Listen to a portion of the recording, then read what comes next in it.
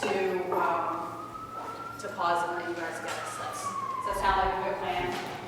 Okay. This is until 1, right? It is until 1. Okay, Mike, good?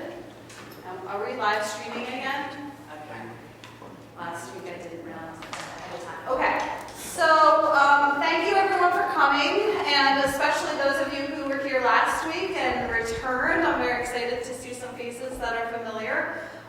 In case you don't know who I am, let me do a brief introduction of myself and the center. So my name is Johanna Inman. I am the inaugural director of the brand new Teaching and Learning Center here at Drexel University. And I apologize if that's like the 5th time you heard me say that, but some of you it's the first time.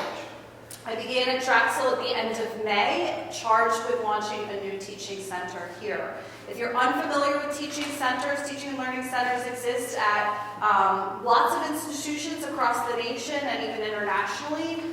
We support pedagogical practices, meaning that we help faculty, adjunct instructors, teaching assistants think about the practice and scholarship of teaching, thinking about what the research says about teaching and learning and ways that we might be able to implement them in our various contexts throughout the institution. At Drexel University, the mission is to inspire and promote excellence in teaching across Drexel University's diverse learning environments. So the vision for the center is that we will be supporting all types of teaching, not just in the classroom, but definitely in the laboratories, in the studios, in the communities, online, all of those types of things. So if you are in one of those different types of contexts, this hopefully will apply to you. Just a show of hands real quick. Everyone's a TA here? Okay, so in your TA role, how many of you are actually teaching a class on your own as instructor of record? Okay, so 1. How many of you are leading maybe recitation sessions? Okay. How about labs? Okay. How about office hours or some kind of tutoring? Okay. Grading? All right, what did I miss? Anything, any role that I missed?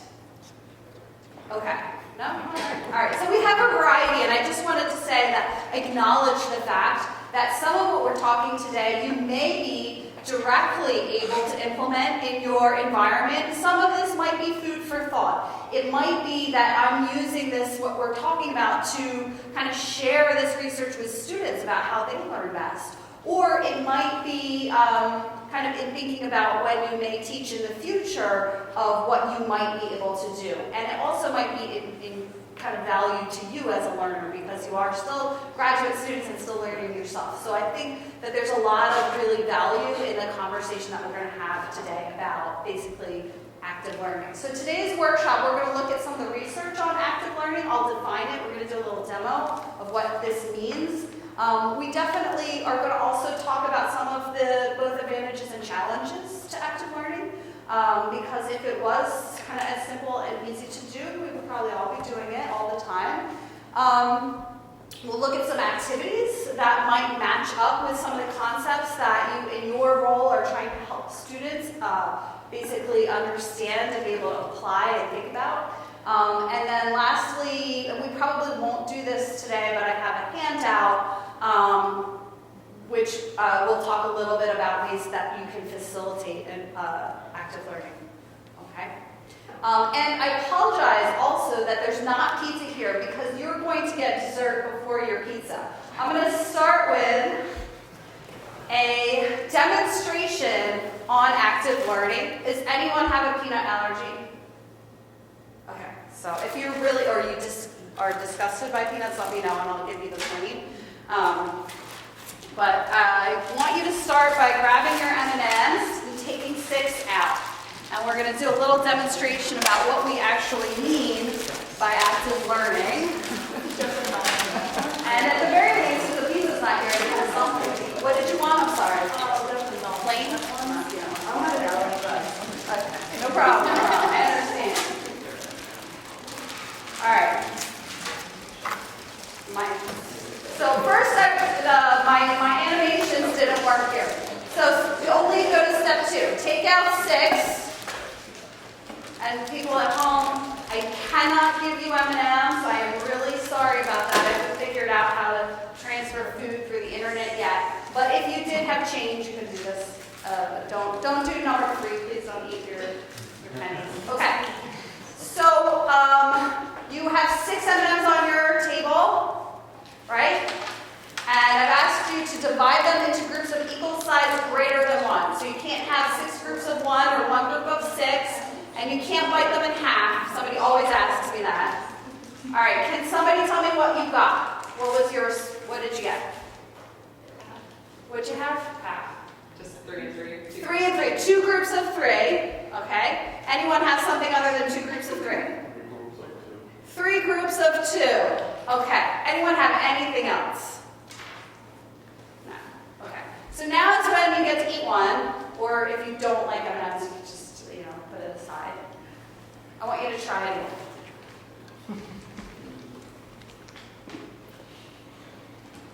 Can anyone do it? Anyone have an answer? No? Can you do it? No. Why can't you do this? Why can you do it with 6 and not with 5? 5 is a prime number. So hopefully, as many of you are engineers and you're in graduate school and all that, you got that, right? You understand that concept. So if I was teaching elementary school math, right, and this was my job, and I was charged with teaching, I don't know when they teach it, maybe 4th or 5th grade, students what a composite number is and what a prime number is. I have options as an instructor of how to do that, right? Okay, how am I going to help my students understand these 2 concepts? What we just did is just a demonstration of an active learning activity that you might use to help students understand the difference between a prime and a composite number. They've actually used a real-world problem with M&Ms and saw what happens when you try to do this. My other option is direct instruction. I could throw up a slide, and I could explain to my students the definition of each of these terms. I could say a composite number is a whole number. It can be divided evenly by numbers by numbers other than 1 in itself. Sorry.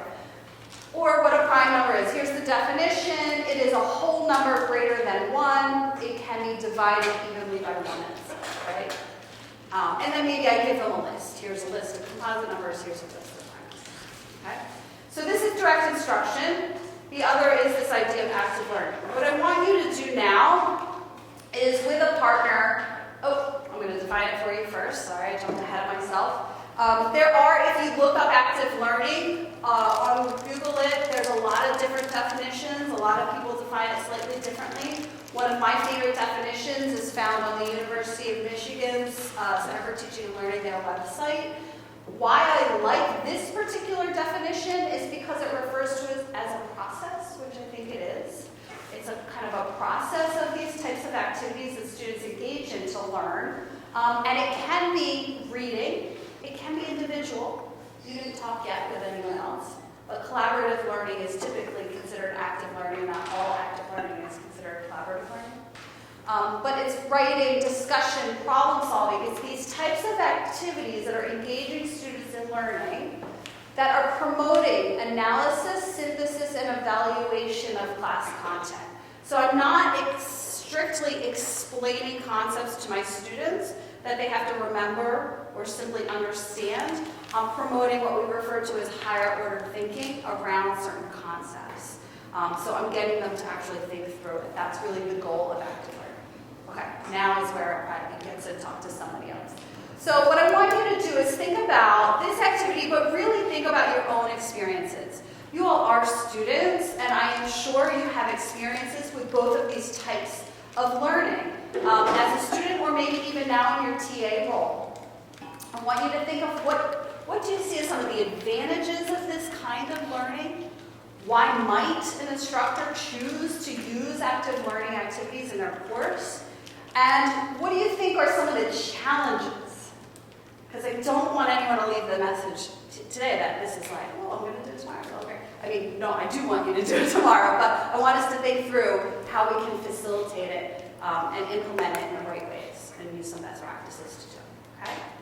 So find a partner and chat. Maybe come up with a list.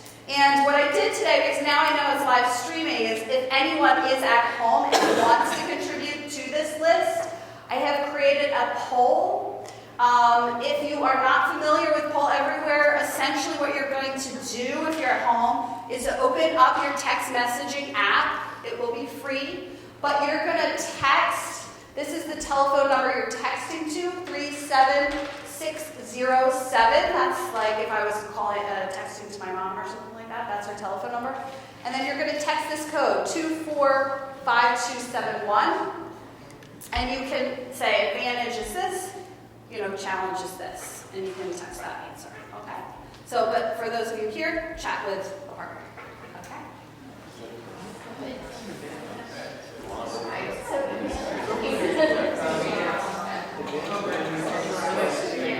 Yeah, people learn better with Latin, so. Yeah.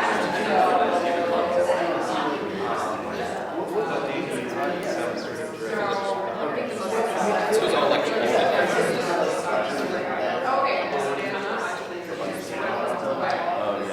Not just memorizing definitions. It's like, you've got to eat. Like, you can chemistry. There's chemistry, more types of That's what I would do these.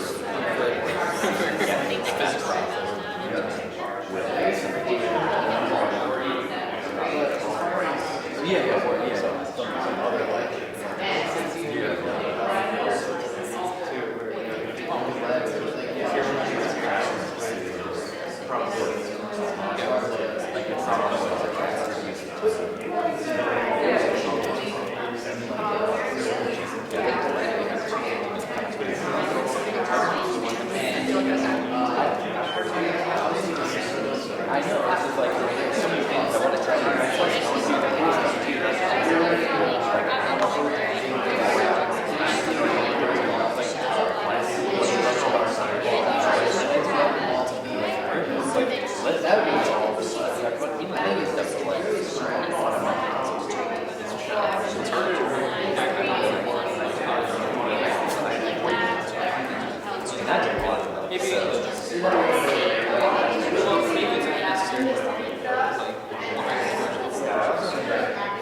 Not like, reactor design.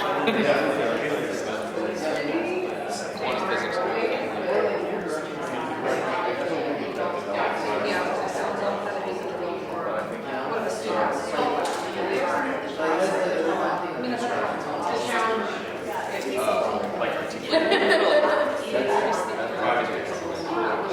For physics with gals, it's like a graph.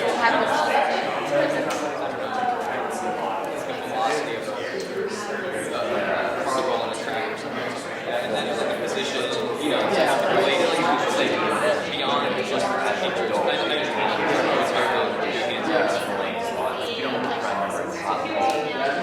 not knowing your term. Just like that thing that flows around in these places like that. So living but I think I had Yeah, that's our Yeah, we guess it could be like popcorn reading. Yeah, I really don't like maybe we're not supposed to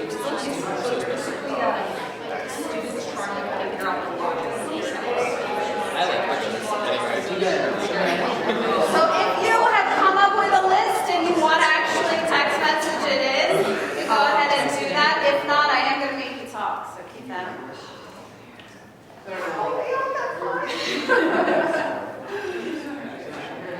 Those are really good for the focus. An advantage or a challenge. I know some of you over here got some. Professor, Okay, I'm going to give you about 30 seconds to wrap it up.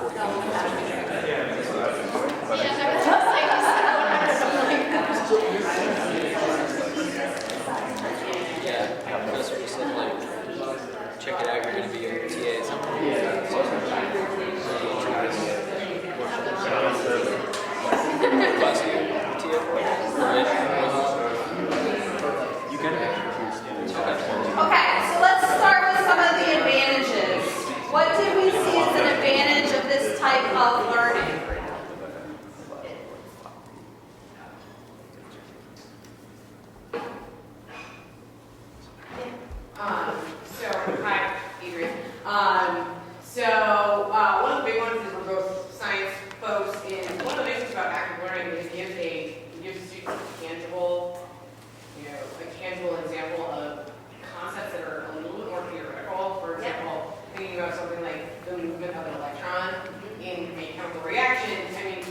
students that have no idea, like, they have no way of even visualizing it. Very There's abstract. There's no context for it.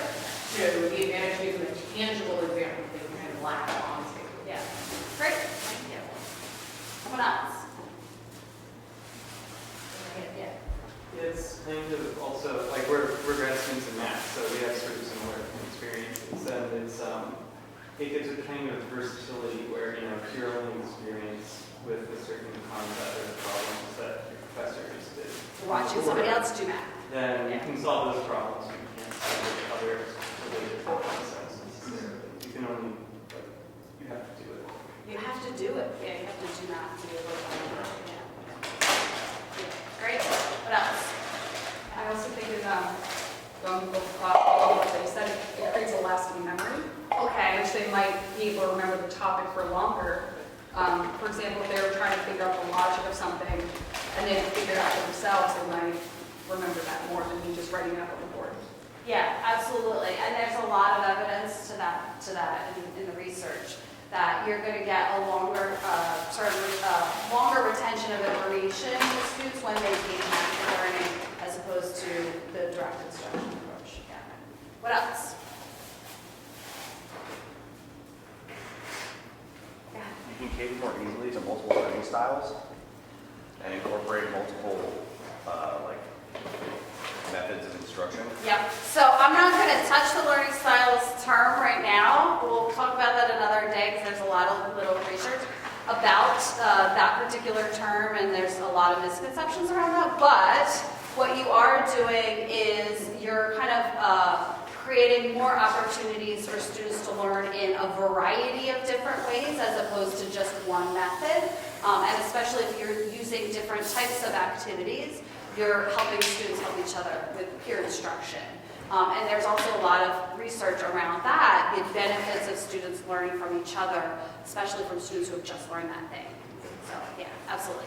I was just going to say it's more like differential learning, so like the students Yes. can kind of, I mean, or if you like pose it instead of like an activity, like it's like a question where it's really open-ended, any student can take whichever perspective to get to the answer, and it's a little bit more, it provides more direct feedback from the instructor, opposed to finding out in front of the room. So yeah, I think you said there's a couple of pieces in there. The differential learning is important too, right? Because your students are not going to all come to you on the same page and at the same level. You may have stronger students and you may have students that are struggling.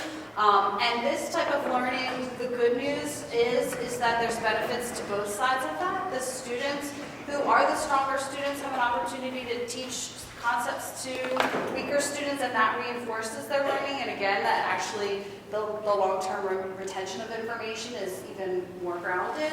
But then you have the benefit of the students who might be weaker hearing that explanation from then another source than somebody who just learned it. You also mentioned feedback, and that's just gigantic with this type of learning, not only for students, but also the instructor, right? So if I throw a slide up here and I put these definitions up, I know that I've covered the material, I know that I've done my due diligence, okay, here's the information, but I have no idea whether or not my students have any understanding of what that means or whether they can apply it. And students don't also even really know that. A lot of times when the instructor is doing a problem on the board or kind of explaining the definition of something, it sounds great because the expert is explaining it. And they're like, yeah, that makes so much sense. And you go home and then you have to work some problems or you have to actually apply it and you're like, wait, what? It sounded right when Professor X said this, but now that I'm trying to do it, I'm like, I don't really know if I do understand it. So it gives that instant feedback for both the instructor and the student as to how well they really understand these concepts. Okay, any other benefits before we move? Yeah. I just think a good word for it is that the student becomes more flexible. Okay. It is like with the math problem, they're able to apply the concept to other problems and not just the one that the textbook, or not just the one that the professor worked on the board. Yeah. And that's really great when you get a student trying to conduct research on their own. Yeah. Because then they're like, oh, I can take this and apply it there. I think so, and I think honestly the students become better learners. Like they know how to learn better in future experiences. So yeah, that's great. Okay, so challenges. What do we come up with? Okay, go ahead. Either one, yeah. So challenges, I mean, so active learners, we try to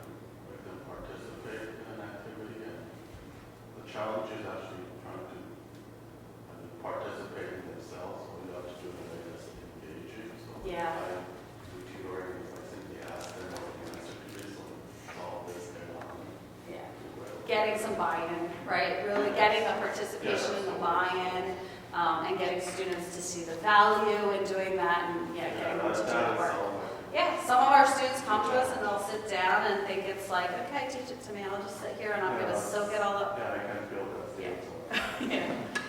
It's, I also do tutoring, and something that I notice is that I think there's also confidence or a lack of confidence that plays into that too, where, my philosophy in my tutoring is very much like, okay, we're going to work through this stuff together, and I'm not going to fill in all the blanks. I want you to, offer input at these points, and it's totally fine if it's wrong, but we're going to, work through if it's right, we're going to keep on going, if not, we're going to figure out why it's wrong, and just, how to fix it. Yeah. But they don't want to give a wrong answer.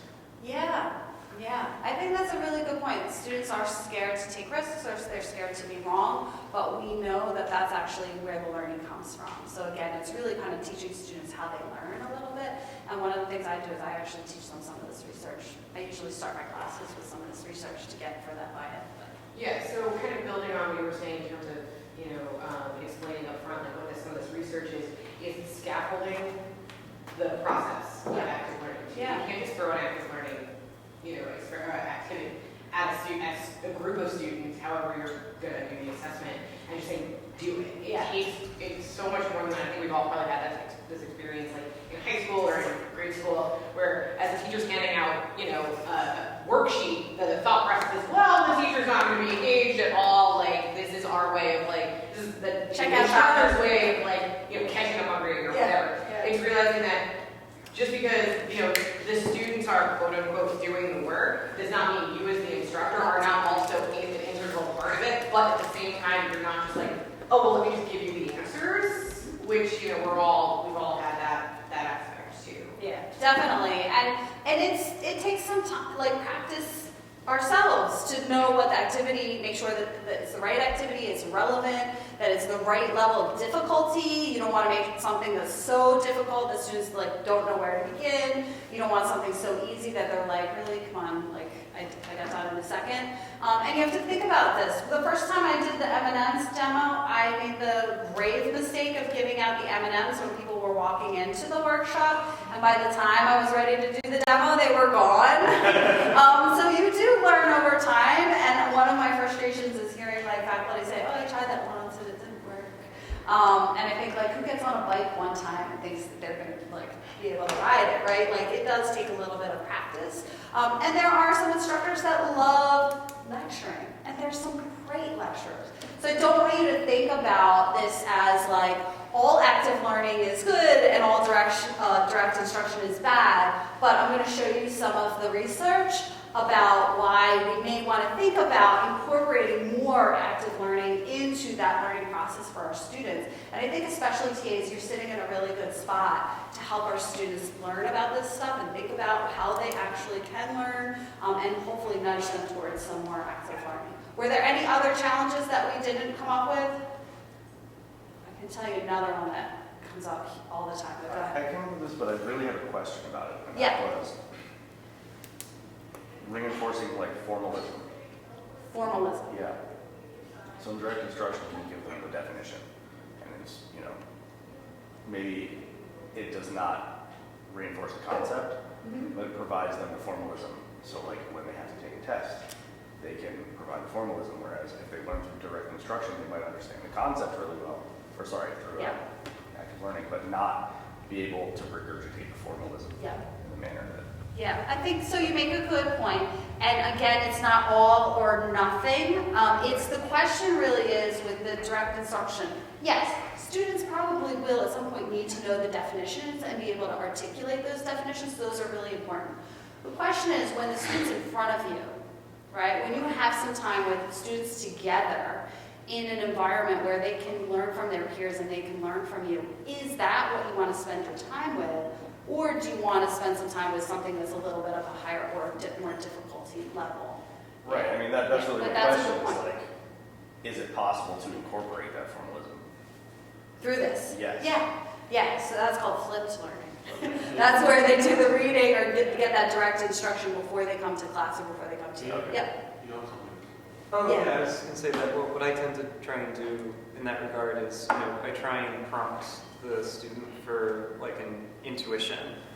And, and there it's fine if it's inexact. Right. But then, once we have some kind of answer, then I'll kind of translate it in a way. Into the- Then I'll go to Yeah. And I think that is important, that sometimes you may be able to start with the active learning, but maybe sometimes you can't. Like really, they may need to watch a video or have a little mini lecture or do a reading or, start with the actual concepts first before you know whether or not they can apply them. Absolutely. But that's where it becomes like, what's that context? What are you trying to do? What are your goals? All of that. Well, And so active learning is not something that we just implement on the first meet, and it takes like, I guess, time for them to get adjusted. Depends. Yeah, with everything in teaching, it depends. I think what you want to start with is what the goal is, and what you can do with the time you have. So we're going to look at some activities and kind of think through that. I know there's pizza too, so let me just real quickly, I want to move forward and just tell you a little bit about the research, and then you can grab a slice of pizza. How's that sound?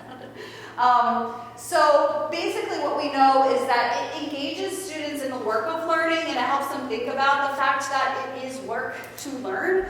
You can't just fill up somebody's brain with information, like they have to be actively engaged in it. Students start to share the responsibility for their learning. They realize that it's not the sole responsibility of the instructor, but they do have to kind of meet the instructor halfway. Students gave feedback, we talked about that a little bit, and presentation of facts is de-emphasized in favor of higher order thinking. And I think at the college level in particular, we have to really ask ourselves, what is it we want our students to get out of the learning experiences that we're providing them? And while there are some courses, remembering and understanding are very, they're important everywhere, but are really the goal of the course. I think when you look at the entire 4 or 5 years of undergraduate education, what we're really trying to do is help students get to some other levels of thinking about the concepts. This is called Bloom's Taxonomy. If you're not familiar with it, it's basically a taxonomy of different types of thinking. This is not like good, bad. These are all really important pieces of thinking about concepts. Typically, we are pretty good at this, and our students know that this is their job, to remember stuff and to understand it.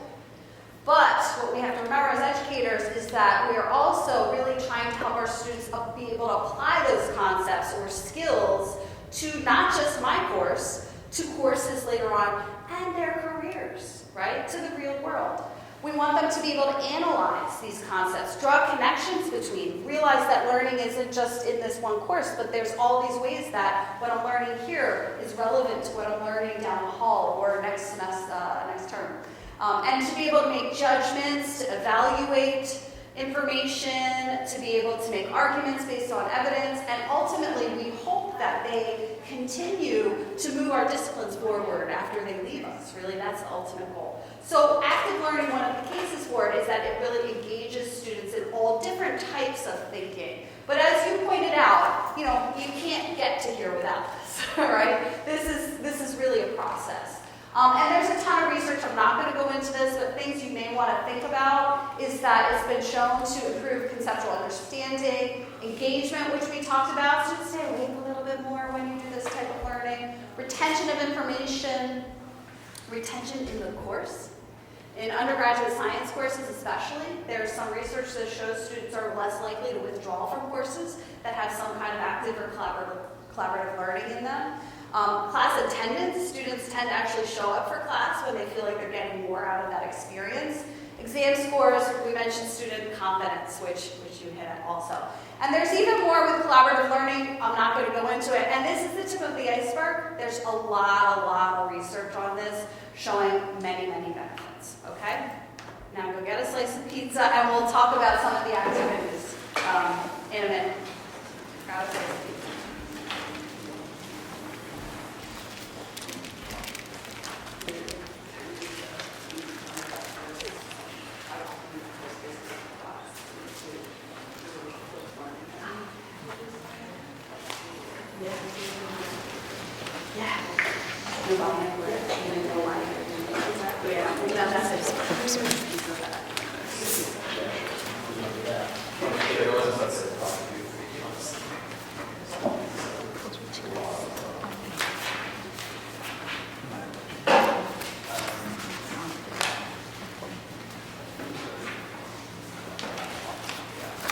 So as you start eating, I'm going to ask you to start reading through some of these active learning activities.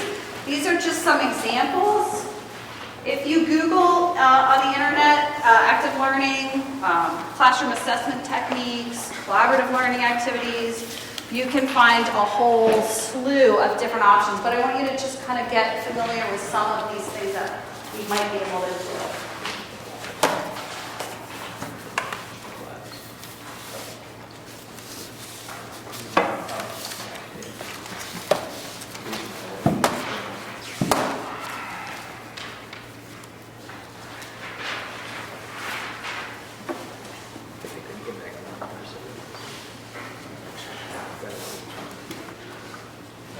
I have a 6-mile run.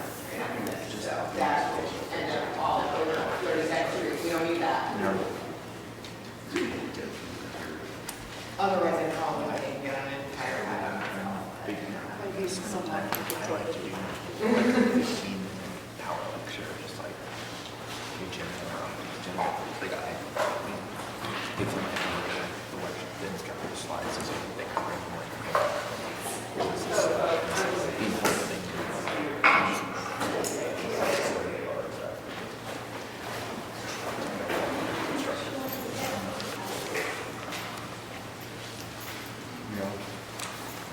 I did this slides. But I'm sure. So there's one more point that I wanted to make about all this that I noticed is on my next slide. As you're eating, I'll just share this. So I think one of the arguments that we hear a lot is that, students today have less attention span than they used to. And I think millennials and Gen Z get a bad rap for this because active learning, this research goes back a couple of decades, and this is not something new that we need to do now. I love this slide. This is a 14th century illuminated manuscript of basically a lecture. And this is not a new concept. You see that there's some students chatting here in the back. This person is sleeping. People are not paying attention, and I love this because this is not, this goes back decades. This is not new. Yeah, go ahead. There was a practice between the Middle Ages and the Renaissance and the Renaissance that the way instruction was done was there was just rote lecture, and then post-lecture the students would gather together and participate in a student-led active discussion about the concept. So the learning was there, it just wasn't. It's like flip learning. No, it's true. And I think also when we look at some of the curriculum, and especially undergraduate science, because there's a lot of the research comes out of undergraduate science classrooms, I think the model used to be that the lectures and the labs were really that was the model, right? There's this lecture, and then we go and do this hands-on stuff in the labs. But over time, that has become a little bit less connected and cohesive and things like that. But also, we do find that now that the research essentially is looking at breaking up the lecture into small increments. So some of the best practices say at least every 15, 20 minutes, I might do a mini lecture, and then I'm going to stop and just check in, right? And there's different ways to check in. I can use one of these activities. I can use a poll, right? I can have my students work on a worksheet. But I take 5 minutes, and I just check in to get some feedback, right? Are they getting what I think they're getting? Do they know what they're getting, what they don't know? So it doesn't have to be, again, all or nothing. It can be.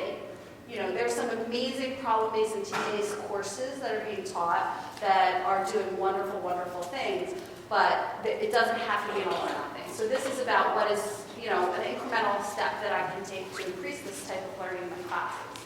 So what I want you to do now, and I apologize, the pizza kind of came in the middle of this, But I want you to work with somebody, again, you're kind of sitting in pairs already, so you don't have to do small groups if you prefer your pairs, but you could also pull some tables together. But I want you to think about a concept. Some of you are actually in interdisciplinary pairs, so you might want to find somebody that's in your discipline. If you're not, I know the mathematicians are already sitting together.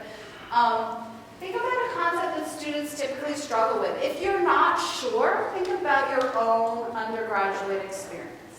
You know, it was not that long ago for many of you. For some of you, it might be longer than others. But think about what were the concepts in your discipline that were really the toughies, right? That were the sticking points, that were the things where people couldn't figure it out. They're struggling with this. And look at that handout and think about, is there an activity here that I could use to help my students with this? If I was the instructor, okay? So not necessarily in my tutoring, but if I was the instructor, was something I might be able to implement in class to help students with this particular concept.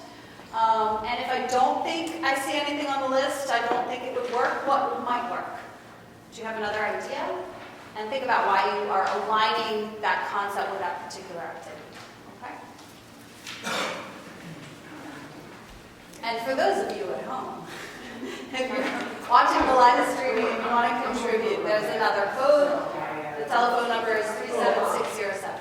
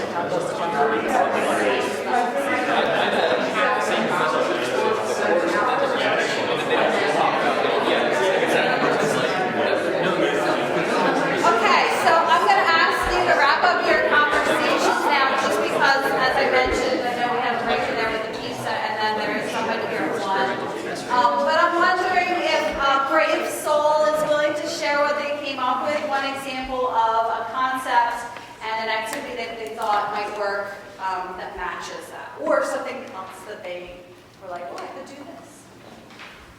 Yeah. So ours, we both come from different science backgrounds, but we realized like one of the big concepts that students struggle with is math.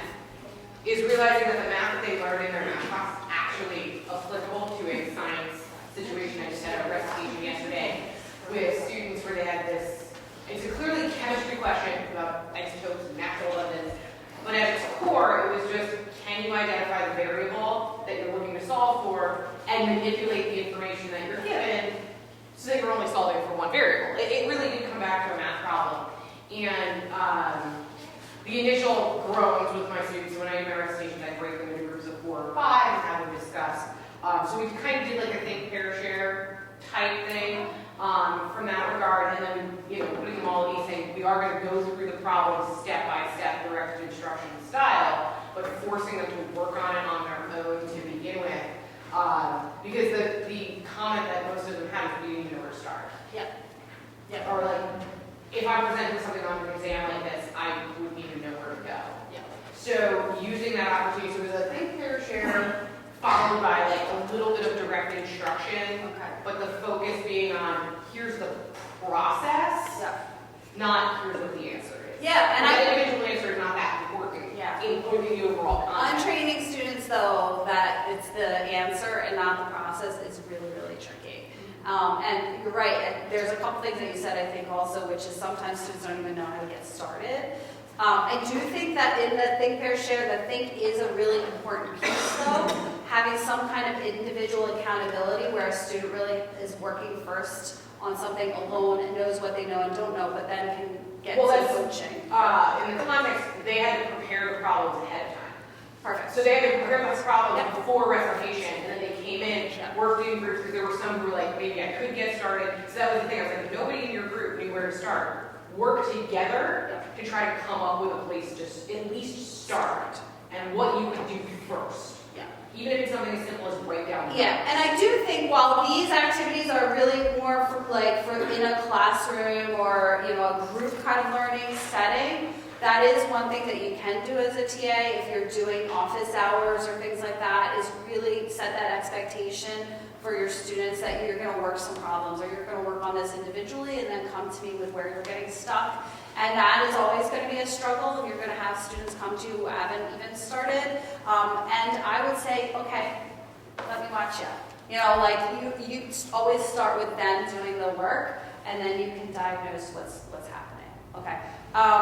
We're running short on time, but one other person want to share what they came up with? Yeah, go ahead. This is a topic that goes, it's a huge topic that is involved in the sciences and mathematics, which is understanding vectors, which I remember a lot of people having trouble with. So my idea was that there's a lot of amazing videos online about vectors, but to actually have them go through a video about vectors to actually visualize it.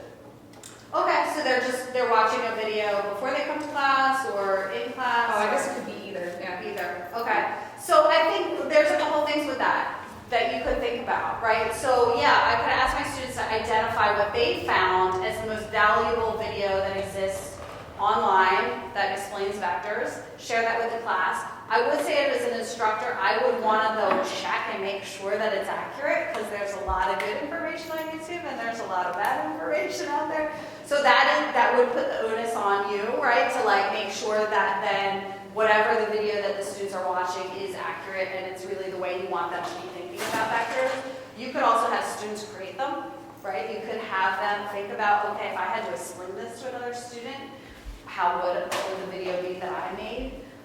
You could also have them analyze it in class. So that video, one of the problems is I'm going to put a video up and I'm going to then we'll debrief it and kind of analyze it. So yeah, great. So hopefully this gave you some food for thought. To think about not only what you can do currently in your TA role, but what you might be able to do as an instructor moving on. I want to show a video now, just as a little inspiration to leave us with. This is a video of Eric Mazur, who is a Harvard physicist and now well-known, basically a proponent of active learning. The video is part of kind of a series where he calls it Confessions of a Converted Lecturer. But I like this video for a couple of reasons. One is he's teaching at Harvard, and he talks about like active learning is not just for struggling students. This is for students of all shapes and sizes. But two, he talks about the importance of peer instruction. And I think for TAs, this needs to be underscored because our students in active learning can help each other. But you're in a really interesting role, and this got mentioned at TA orientation, where some of our instructors have become experts in these concepts so long ago, they don't remember what it was like not to remember and not to know these concepts. And I think our students are just learning them, and peer instruction is huge. But also TAs have more recently learned some of these concepts, so you're in a great place where you can help students with this. So I'm going to play this video. It's probably going to take us to most of the time, but I do want to kind of end with one kind of thing to leave you with.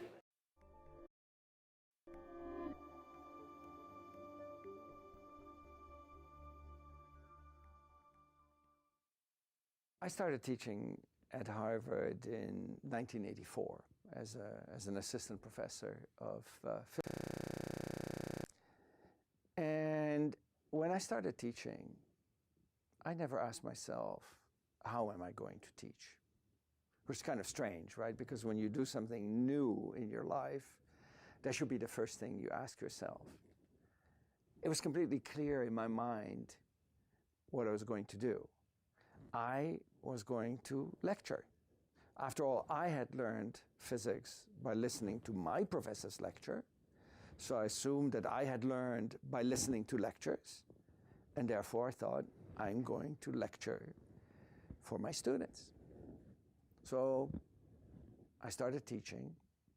I was asked to teach a course that none of my colleagues here really wanted to teach. It was physics for pre-medical students.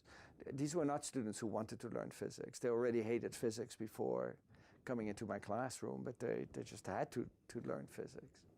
You know, most of my colleagues, when they used to teach that course, the semester, because the students would give them very poor ratings. You know, pre-meds are not very kind to physicists. But that didn't happen for me. I got very high ratings. It's a 5-point scale. And I typically got 4.2, 4.5 on a 5-point scale. Also, even though these were not physicists, but pre-meds, I could give them some really hard problems that, you know, I'm not sure I would do well on an exam. So the students gave me high ratings. They did well on what I consider complicated exams. I very quickly started to believe that I was the world's best physics teacher. And that illusion, because it turned out it was a complete illusion. After about 7 years, I read an article that claimed that students learn nothing or next to nothing in their introductory physics courses. And the article showed data from thousands of students in the southwest of the United States, Arizona, New Mexico, California. And the data had been obtained by asking the students multiple choice questions using not typical textbook problems, but using word-based problems. A car and a truck collide head-on the highway. Is the force exerted by the heavy truck on the light car larger than the force exerted by the light car on the heavy truck? Are they equal? Is it the other way around? And these researchers showed that it doesn't make any difference whether you ask the questions before the students have had their physics course or after. These were not physics majors, they were engineering majors, pre-med. I read that article and I thought, not my students, not Harvard students.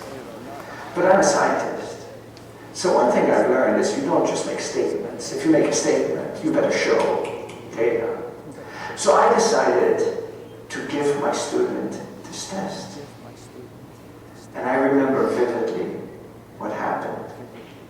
As soon as they started to take the test, one student raised her hand. And she said, looking me right in the eye, she said, Professor Mazur, how should I answer these questions? According to what you taught me, or according to the way I usually think about these things? I wouldn't. What's the difference? Shouldn't you think the way I teach you? Anyway, by the time the test had been completed, my life as an instructor was changed forever. Because it turned out that my students maybe did a little bit better than the students in Arizona, but that's simply because Harvard is a very selective institution. But some did barely better than a gorilla hitting random keys on the keyboard. That shattered my illusion. And all of a sudden I thought, how can that be? I was in denial. I thought there must be something wrong with this test. And I did some more research. I did in the second semester where you get to magnetism. I compare students' performance on the word-based problems with the textbook problems, and I discovered that they could do the textbook problem, but they could not answer the much simpler word-based problem. And the reason is that my students were simply approaching the physics as recipes, which they were memorizing. It was not a matter of understanding the principles, no. It was a matter of, tell me how to do the problems. Give me the recipe. Well, for a while, I felt very unhappy and I didn't know what to do. But then the solution presented itself serendipitously, totally accidentally. After the test had been completed, my students were shocked because they'd done so poorly. And they were worried because the final exam was coming later. So they asked me for a special session at night to go through every question of that test one by one. And I remember coming to this question about the truck and the heavy car. I took 2 minutes to explain it. I made a drawing of the truck, a drawing of the car, I drew the forces, and I said, by Newton's third law, these two forces are equal. What's more to explain about it? And I'd done that with my back to them on the board, and I turned around, and I could see at once from their faces that they were confused. So I said, is there a question? They were so confused, they could not articulate the question. So I thought, this is serious. So I thought, I erased the board, I started all over again.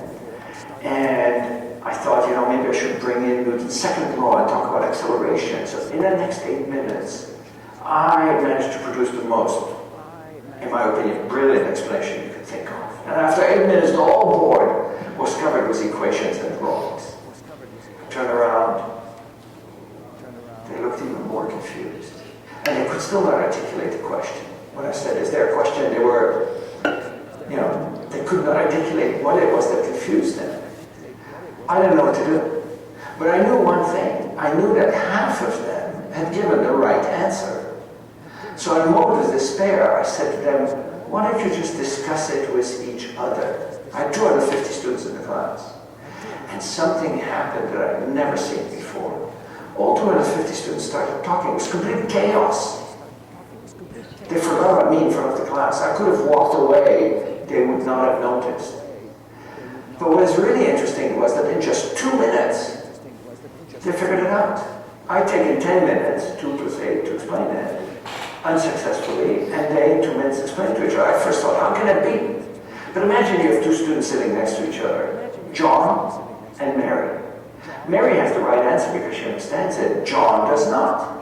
On average, Mary is more likely to convince John than the other way around, simply by the force of logic. But here's the important point.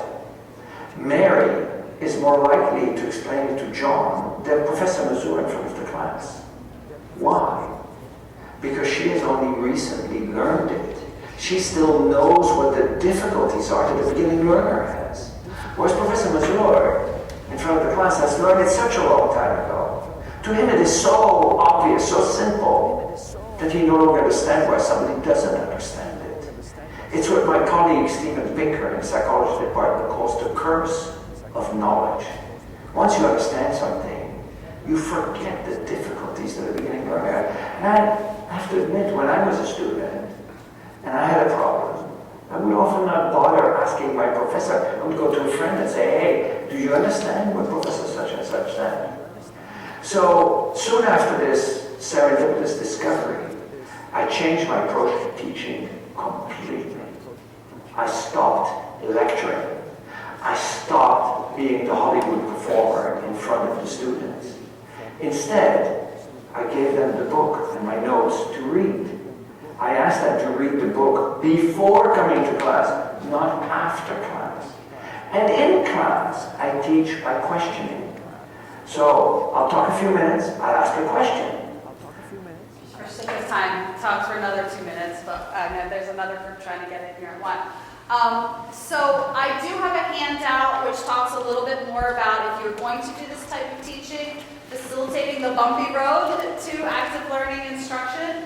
And it goes through some of the common kind of challenges that we brought up and some additional challenges that instructors often find with active learning.